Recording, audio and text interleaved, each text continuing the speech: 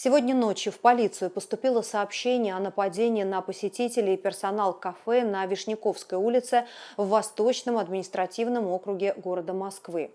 На место происшествия были незамедлительно направлены несколько нарядов полиции. Со слов очевидцев, после полуночи в помещение ворвалась группа неизвестных, лица которых были скрыты под масками.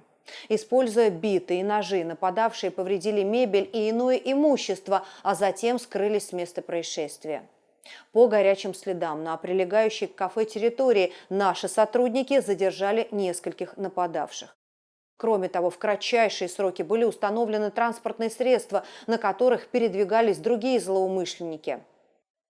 В результате оперативно-розыскных мероприятий они были задержаны полицейскими в Троицком и Новомосковском административных округах столицы, а также в городском округе Подольск.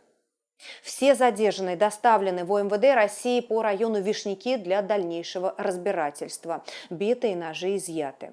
В настоящее время устанавливаются все обстоятельства, а также роль каждого из задержанных в произошедшем. Решается вопрос о возбуждении уголовного дела.